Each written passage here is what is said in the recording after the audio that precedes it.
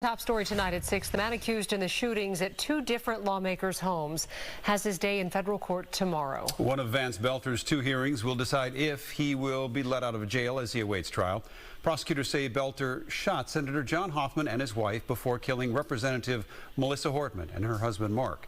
Boelter faces state and federal charges in this situation. His wife now has her own criminal defense attorney as well.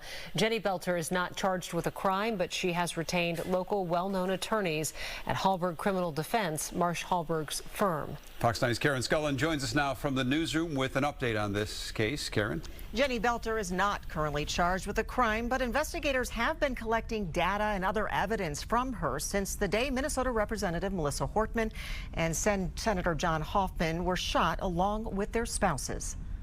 June 14th, the same morning Melissa and John Hortman were killed and John and Yvette Hortman injured, Vance Boelter's wife Jenny met with police in Onamia, where cash, family passports, and guns were recovered from her vehicle. She is not currently charged with a crime, but she has retained a criminal defense attorney. This morning, Hallberg Criminal Defense released a letter from Jenny Boelter that says, in part, "We are absolutely shocked, heartbroken, and completely blindsided. This violence does not at all align with our beliefs as a family. It is a betrayal of everything we hold true as tenets of our Christian faith. We are appalled and horrified by what occurred, and our hearts are incredibly heavy for the victims of this unfathomable tragedy." The letter goes on to say that Jenny Boelter was not pulled over by police, but rather agreed to meet with them at that Onamia gas station. She also says she was cooperative. The letter then says, "We thank law enforcement for apprehending Vance and protecting others from further harm." This comes on the heels of search warrant affidavits unsealed this week that say while Jenny Boelter was cooperative with law enforcement, she initially was not forthcoming with knowledge of her husband being involved in something serious. The document says after more conversation, Jenny Boelter indicated she received text messages from Vance telling her to go to her parents' home. The documents also show that Jenny indicated that Vance had recently purchased masks for his security business from Amazon.com.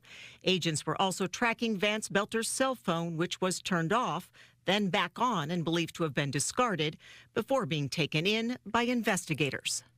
The Hallberg firm said Jenny would not be available for an interview. Marsh Hallberg also denied our request.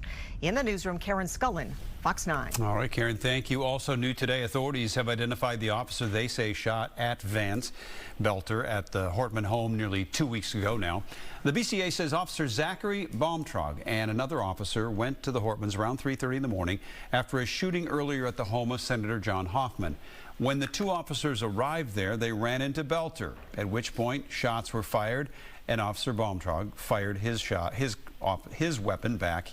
He has been placed on critical incident leave.